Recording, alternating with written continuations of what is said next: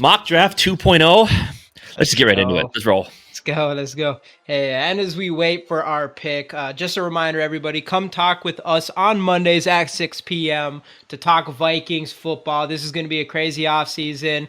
We do a bunch of giveaways on our show, so definitely come and tap in with us, 6 p.m. Central every Monday. But that being said, jumping in here, this is going to be an interesting one. I mean, before we kind of had this idea that we would go into free agency thinking that we were going to aim towards interior offensive line and cornerbacks, as there's a lot of guys there. And then we come into this draft and go specifically towards defensive line as well as some running backs. One interesting thing is we all saw how what's the William, is it Newton Williams or Williams from the Eagles defensive interior? Malik Williams. Yeah, what is it? Malik Williams? Yep. Is that what it is? Milton. That's what it is. Newton, Malik, Milton. We're getting there. Right in the middle. Right in the middle. Milton Williams. How well he played, and I know he kind of boosted up his stock to the point where we're like, okay, Vikings should go get that guy. And if that was the case, I still think we could come into this draft and pick a defensive interior guy as well. But if we did go grab him, it wouldn't be as obvious, even though this draft is pretty deep in that position. So maybe you could go grab some guys later there. But I guess, what is your thoughts in here? Obviously, as we're looking, I do see Kenneth Grant, who's a big dude and considered really athletic for his size. And like I said, like if you went and got a guy like Williams, I do think there's room for a guy like Kenneth Grant on that defensive line as well. But what's your thoughts here? Yeah, it was obvious last year the defensive interior spot just was not good enough from a pass rush perspective. Look, I love Harrison Phillips, but we were trying to play him more as a nose tackle. He's a 3-tech defensive interior guy. So if we did find a way to get Milton Williams, which I would absolutely love, I would still say if the right one is available, use your first round pick there. A guy that, before we'd seen Kenneth Grant in other mock drafts go earlier. Then of course you got Walter Nolan, who is a guy that in our first couple of these mock drafts, we drafted Walter Nolan in our first mock draft. Right. We dropped back. We traded back and were able to get him. Nick Riley, who was in our streams all the time, said watch for Walter Nolan's name by the time the draft rolls around to probably not even be there at 22. I think he thinks he's going to make a huge climb, and as you can already tell, he's climbing up these draft boards.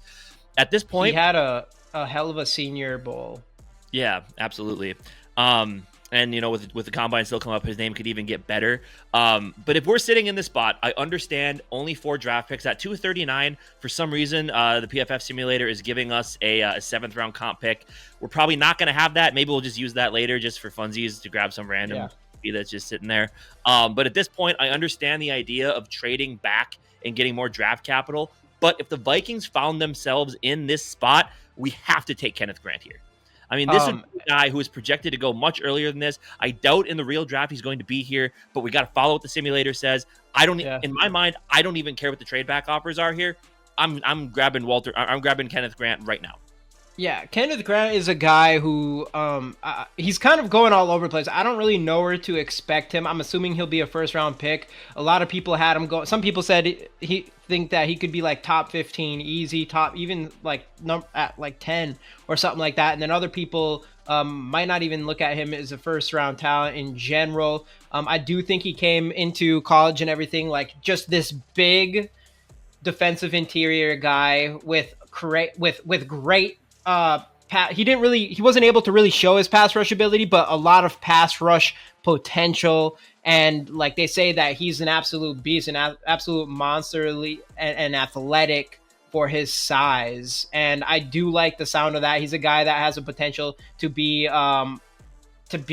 elite in both the run game and the pass rush. And that is exactly what we need.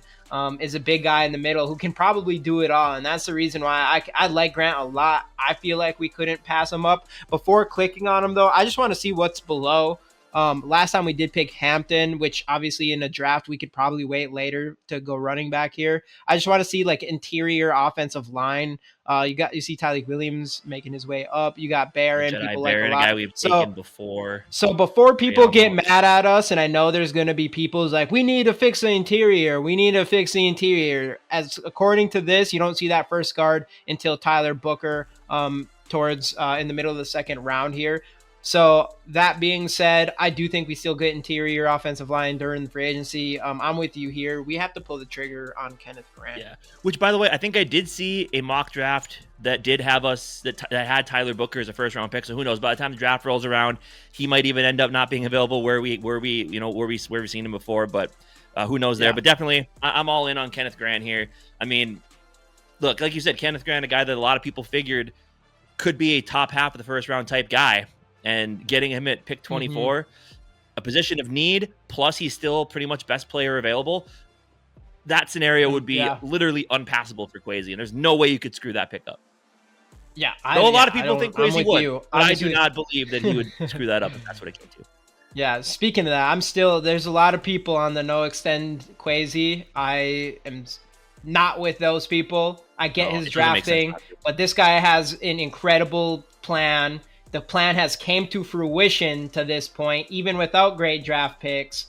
And on top of that, he's killed it in free agency. He's got us out of cap hell. I mean, he's done everything else you could possibly ask for from a GM. He has done outside of the drafting thing, even though I know we saw what the Eagles did, draft matters, all those kinds of things. But man, I mean, I don't know. He came in with a good plan, and we're about to see it in action. So I'm on team extend him. Maybe you don't have to extend him the same as KOC, but I would definitely take that gamble of keeping Kwesi around here. For sure. Now, I did see a couple running backs already come off the board. Might have been all the guys that we would be looking at here. I guess let's take a jump there and just see what's I think I know where you're going already. And at this point, there's only one trade offer, and that would be dropping back to pick 100. So it would only be 3 spots. Not worth it. Obviously, this is going out. This is turning into like the perfect draft for me. I'm a huge RJ Harvey fan. I think he's going to go far above this. I think he's easily a top 5 running back in this draft. Some people is going to disagree. I think it's this year's Bucky Irving, even faster than Bucky Irving probably was. And I'm taking RJ Harvey here all day over anybody on this list. I mean, I would agree with you, especially if we're unable to retain Aaron Jones and there is that need for running back there. I mean, again, maybe not best player available overall, but average draft position and his ranking is right about where our pick is. It is a need. I mean, it's like you said. I mean, like we both agreed on defensive tackle, running back. Hammer that in this draft with your first couple picks, and I mean, like you said, dream scenario draft right here so far for us, especially. Yeah, no, I want that. Yeah, getting Grant and Harvey, first and third pick, I'm taking that all day. Right. Obviously, a lot of people are like, "Hey, the Vikings should trade back." I think Grant. I'm at this point with Grant. We'll see what happens as far as the offseason goes. Where I'm at this point with Grant, where I'm thinking, if he's there, you got to take him. That's just kind of how I'm feeling right now. But I do definitely see in the first mock draft we did, trading back in the first round.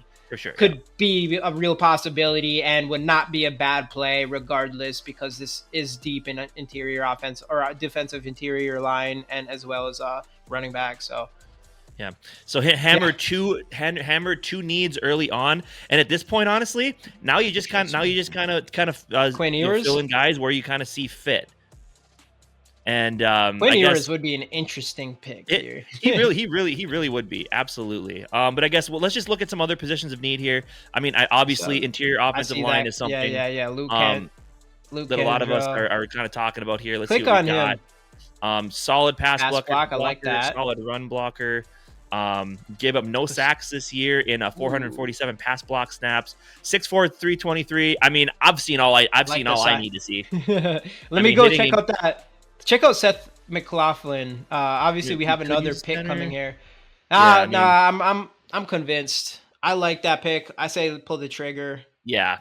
I mean, that's a name to watch. I mean, again, we haven't gotten into our going big into our offensive linemen, but this right here now, just seeing the size and the measurables, and I mean, again, giving up no sacks in 447 pass block snaps might be a guy we need to check out right after we're done with this here. But so far, 3 picks, hammered 3 needs, and they all look like exactly players that fit the mold of exactly what the Vikings need at those positions. So,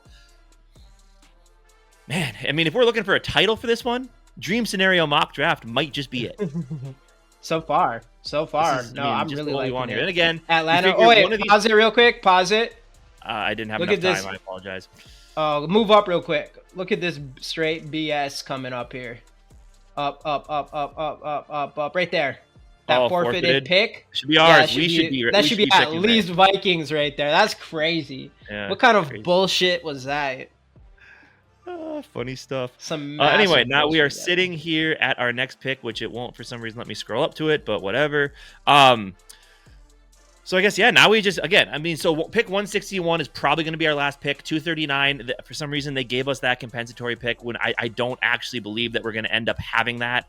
So I guess, what else are we kind of looking for? I do think we looked at him last time, and we passed on him. I think that guard looked better, but that Seth, what is it, McLaughlin? Yeah. Ohio State.